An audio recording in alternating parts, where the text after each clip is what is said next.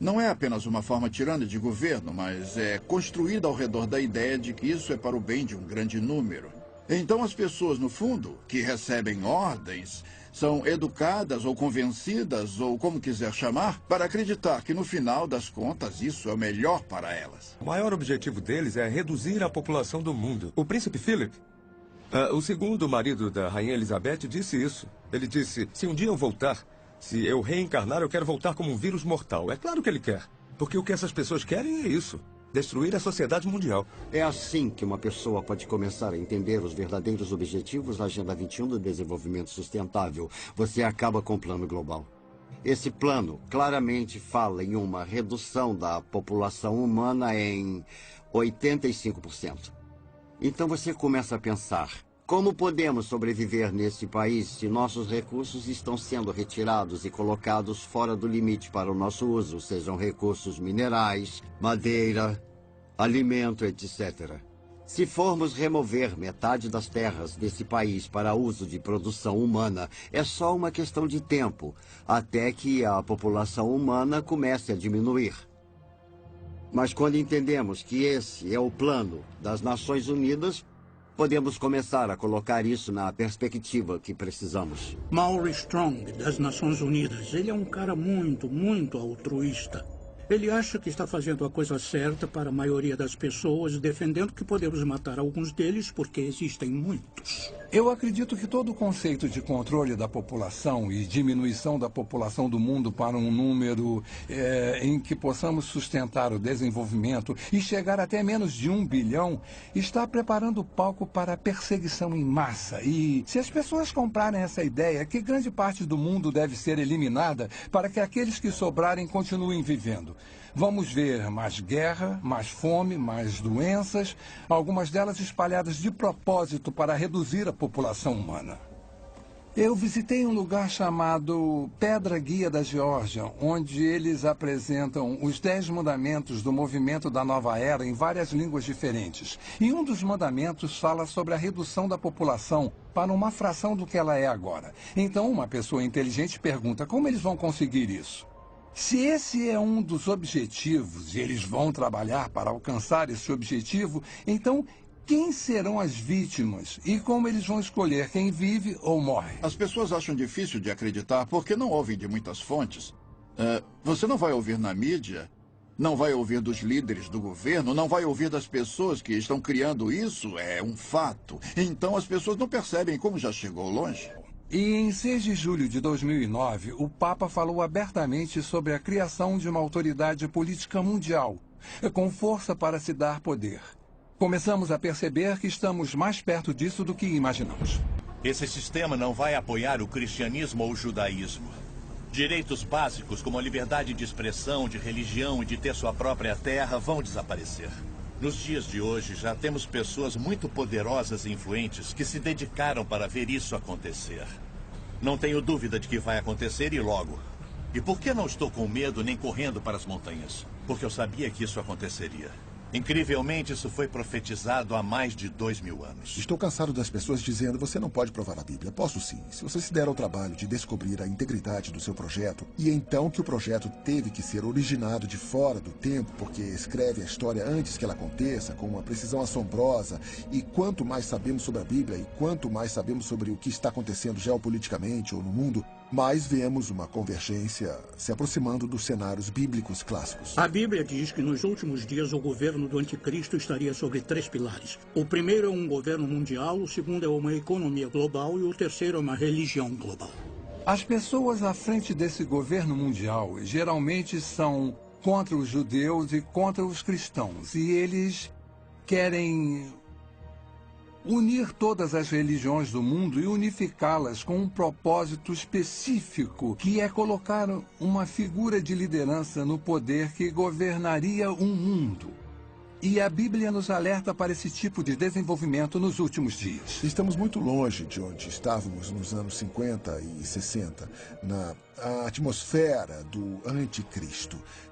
Se você está preocupado em ter os 10 mandamentos em um tribunal e essas coisas, você começa a perceber que estão evaporando rapidamente. A maioria das pessoas não percebe que sua liberdade vai evaporar com isso. Há muitos sinais hoje que indicam que estamos vivendo os últimos dias. A Bíblia tem tantas profecias nos alertando, nos dando uma ideia dessa época que está se aproximando, para que todos que estiverem vivos quando isso acontecer possam estar alertas e preparados. E uma delas, a maior talvez, é os israelitas se reencontrando, saindo de todos os lugares do mundo, quase 7 milhões de judeus voltando para Israel depois de 2000 anos. Isso é incrível. Algumas pessoas tentam dizer que é uma grande coincidência ou parte de um plano diferente. Mas quando lemos as Escrituras, mais de 50 diferentes profecias no Antigo Testamento predizem que nos últimos dias Deus reuniria os judeus dos 4 cantos da terra, de um lado do mundo até o outro, trazendo todos de volta para Israel. É muito difícil tentar explicar isso. Ezequiel escreveu sobre a restauração de Israel e que nos últimos dias seria restaurada e ficaria da mesma forma de antes de ter sido dispersa. Sofonias diz que eles retornariam com uma língua pura, que é o hebraico, que foi restaurado por Ben Yahuta em 1948, a língua de trabalho de Israel e que já esteve morta antes do latim ser desenvolvido. Além disso, no livro de Daniel, está escrito que haverá um crescimento massivo de conhecimento. Pelo que eu soube, o conhecimento está dobrando a cada 4 anos. Isso nunca aconteceu antes na história do mundo, e isso está unindo o mundo cada vez mais. Tecnologicamente, as coisas são possíveis. Podemos falar ao telefone com alguém do outro lado do mundo, e parece que ele está na porta ao lado. Viajar se tornou muito mais fácil. E temos a comunicação pela internet. Todas essas coisas trabalham para fazer o mundo menor, o que me leva para o próximo ponto. Para fazer o governo global possível, em Apocalipse 13:14, somos alertados sobre um sistema global que existiria nos últimos dias. Um tipo de sistema político mundial que usaria seu poder econômico e militar para forçar a adoração religiosa. Isso não era nem concebível 1900 anos atrás, que um indivíduo pudesse ter um controle tão minucioso e centralizado da economia que ninguém poderia comprar ou vender a menos que fizesse parte de um sistema particular. Isso nunca foi possível, mas foi exatamente isso que João viu. E ele viu no contexto do desenvolvimento de um governo global, que está no contexto de que o governo do anticristo tem seu ponto forte no engano. E seu poder vem do controle da economia, e seu objetivo final é a adoração de seu líder. É o Estado fascista definitivo. Eu acredito que a marca vai ser introduzida primeiro. Vai haver a tentativa de fazer parecer um mecanismo de defesa moderno. Se você for sequestrado, a polícia vai saber onde você está e vai poder te resgatar. Isso já está acontecendo agora com animais e também com seres humanos em algumas partes do mundo. Qual é a principal arma de Satanás? Está em toda a Bíblia. O engano. Começou em Gênesis 3, passando por toda ela. Todas as vezes que Jesus falou sobre o fim dos tempos, ele abre e fecha seu discurso dizendo: não sejam enganados. Esse é o nosso desafio. E estamos sendo enganados, sendo iludidos. Em um sentido político local, mas em um sentido mais amplo. A Bíblia fala quando Pedro estava escrevendo para Timóteo. E ele disse que nos últimos dias as pessoas amontoarão para si doutores tendo comichão nos ouvidos e voltarão às fábulas porque não querem ouvir, porque o que querem ouvir não é necessariamente a verdade. E estamos vivendo em uma geração agora em que a verdade está se tornando subjetiva. Pode haver realmente 2 versões da verdade. Finalmente, em Mateus 24, Jesus nos alerta sobre enganos sem precedentes que vão acontecer no final dos tempos, precedendo sua segunda vinda. E, especificamente no versículo 24, ele diz: até os eleitos seriam enganados, se isso fosse possível. E deve ser um grande engano para Jesus fazer esse tipo de declaração. E estamos vendo um aumento nos enganos hoje, falsas religiões surgindo e tomando controle nos Estados Unidos, onde há apenas uma geração, a maioria das pessoas professaria sua crença em Cristo, ou pelo menos sua ética teria uma base cristã. A cultura em que vivemos é bem estranha. Ela nega a existência da verdade. Para que servem as universidades? Eu pensei que fossem para descobrir a verdade. Qual é o propósito da ciência? Descobrir que é a verdade. E vivemos numa sociedade que nega a existência da verdade. Outro sinal é o crescimento da depravação do homem. Em 1ª e 2ª Timóteo, fala sobre como nos últimos dias o homem se tornaria mais focado em si mesmo, estaria em busca de prazer. Seria egocêntrico, orgulhoso, soberbo. E estamos vendo todas essas coisas hoje através do movimento da nova era de formas que nunca vimos antes. O importante somos nós. Literalmente temos milhões de pessoas que acreditam que são Deus. Jamais encaramos uma situação como essa antes, mas encaramos agora. Estamos quebrados, estamos em uma guerra global, estamos em uma guerra religiosa. Tudo, na verdade, parece estar...